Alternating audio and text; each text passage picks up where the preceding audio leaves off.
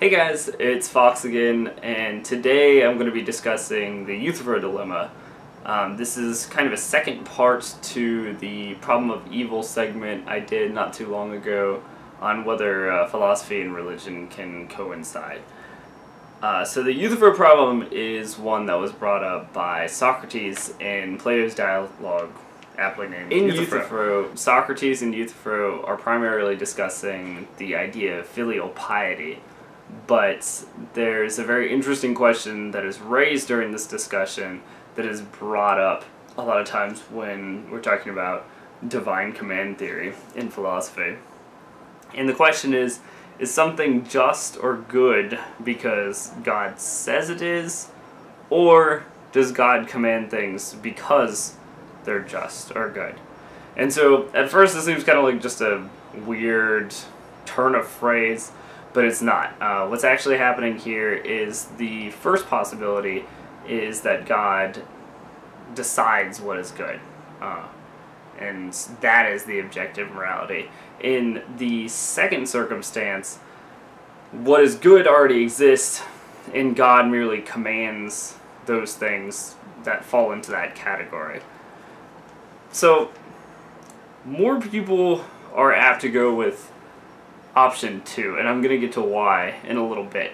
But if we go with option 1, I'm going to show you what happens. And basically, if you are going with the option that God's commands are what make an action just, or something just or good,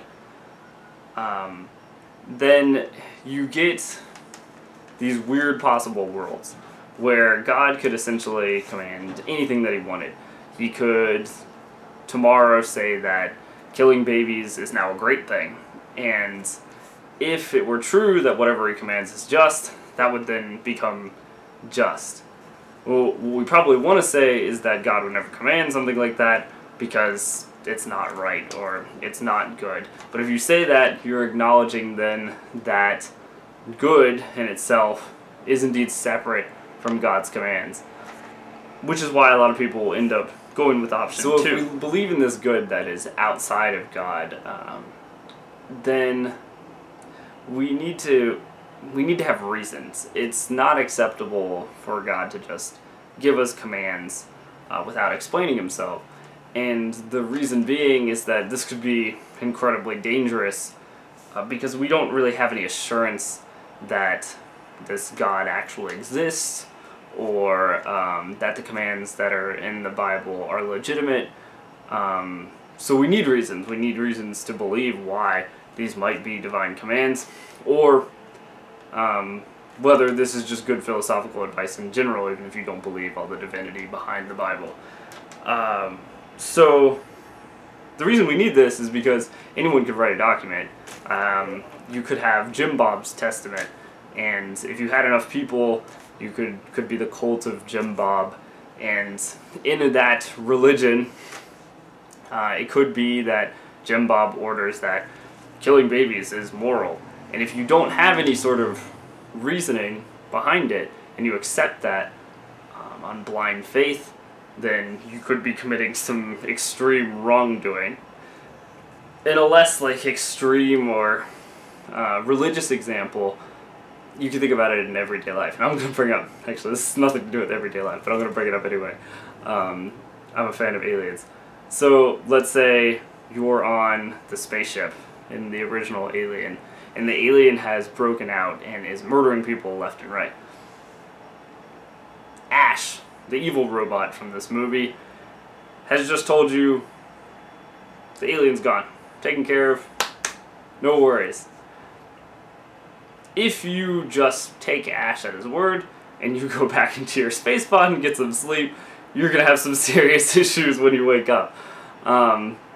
Just another example of just something that has nothing to do with religion. Why it's so dangerous to just place your faith blindly in something, or trust something blindly.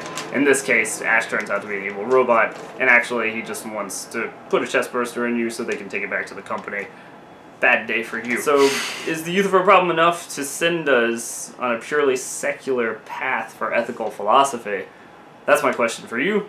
I also want to know if you think that faith is dangerous in the way that I've described here. I'm going to answer the last one, which is what do secular or ethical philosophies look like. That'll be a concept for another video that I'm going to bring up shortly, so you can at least be familiar with some of the secular ethical theories, so you can see like something, how that might pan out. Because I think the question for a lot of people that aren't familiar with them is, well, if you don't have this divine being that creates the universe and is perfectly good, how on earth do you justify ethics in general? Where is that justification coming from? What is that moral good that, even if you do believe there is a God, God is abiding by? And how would you go about knowing it outside of religious text? And we're going to get to that another day. For now, thank you for watching again, and please give your comments. Like I said in my introduction video, I'm not trying to push any sort of philosophy on anyone. I'm just putting recent arguments out there, and I'm genuinely curious to see how people respond and what other people are thinking about these subjects. So please comment, subscribe to this channel, participate in all the philosophical discussions, or just the ones you care about, and like us on Facebook. I don't have a Facebook. Like us, like the videos that I post on Facebook. That's what I'm going for. Until next time.